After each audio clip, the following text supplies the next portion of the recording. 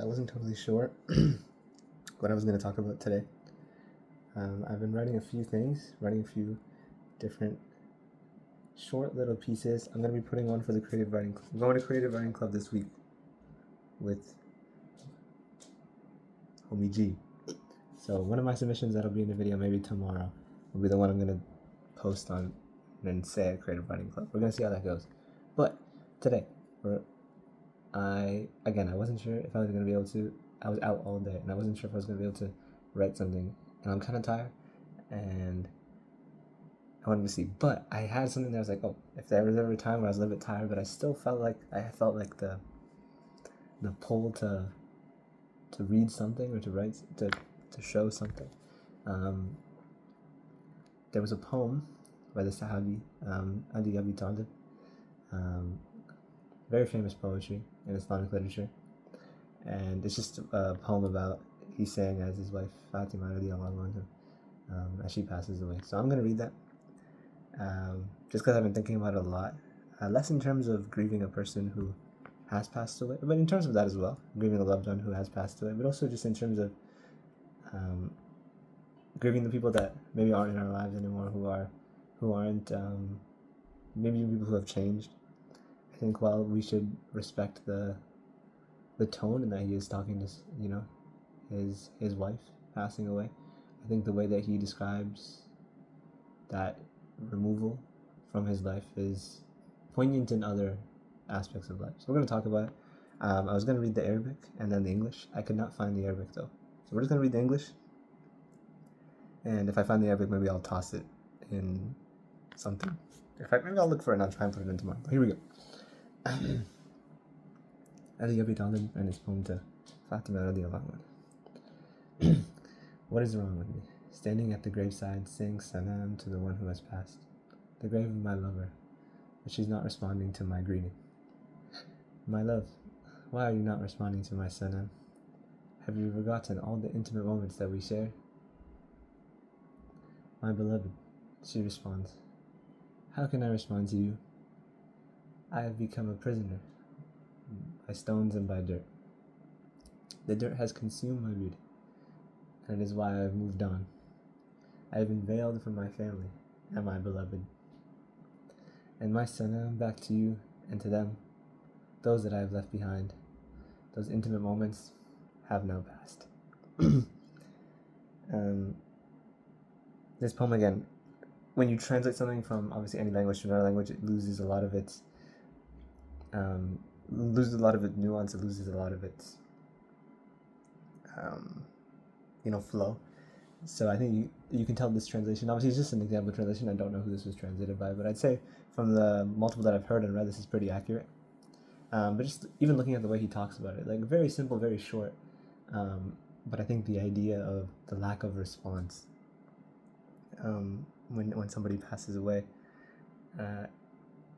and I know a lot of media sort of shows it in terms of like, well, this is the end, this is the final. They always talk about that last moment, like what's the last thing that I said to them, and how they can never. People think about like, oh, how I could have responded differently. But I think it's also just as interesting to talk about how they can never respond, in a sense, and how that affects people, even if it wasn't something that was left hanging, if all the pieces were tied.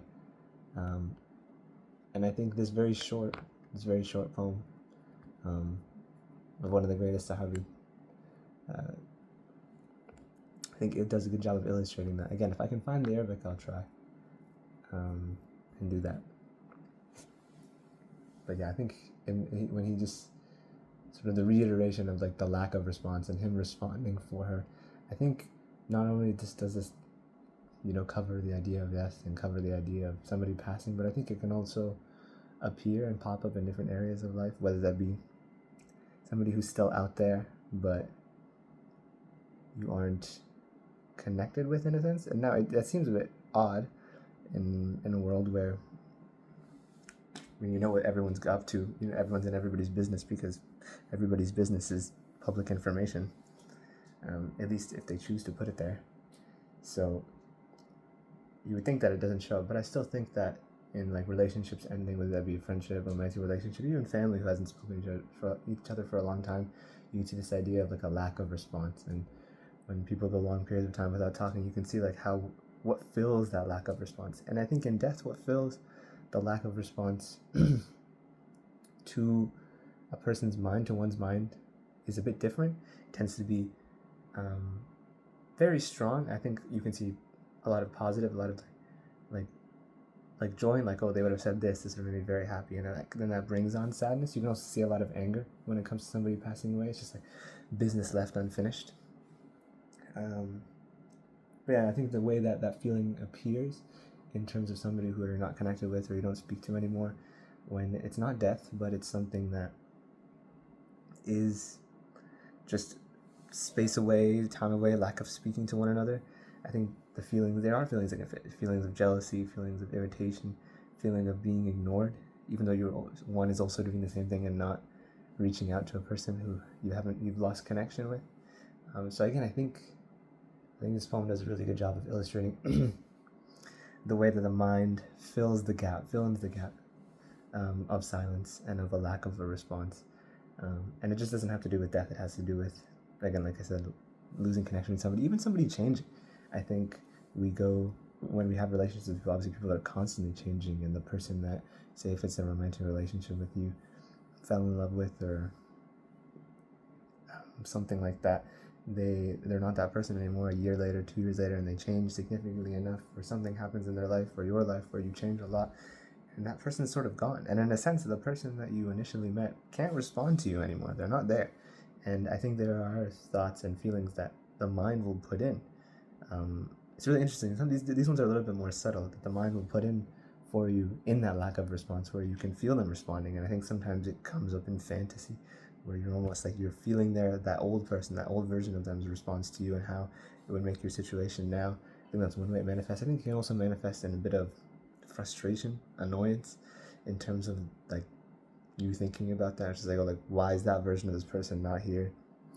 And people will maybe think that things I'm saying is like, oh, like, people shouldn't think that, but I don't even know if it necessarily is always an active thing that people think. I think, again, it's just interesting when the mind has a lack of a response. There's this gap of information, and the mind does its best job, at least from what I understand about it. I'm still learning, to simplify things for us to understand. And when there's a gap of information, it tends to try and fill it with something. I don't like the word easy, but I'll use it. And that's why, when somebody passes, we see those things. We see the way it's filled, the way the response is filled. We fill in the response ourselves. So yeah, I just think that's interesting. I might write something on my own about that, because I find it quite fascinating what the mind decides to fill things with. And yeah, I think that's it. So it's a beautiful poem. Again, if I can find the Arabic, I will. Maybe I'll put it in the comments. Yeah. Tomorrow, hopefully something I've written.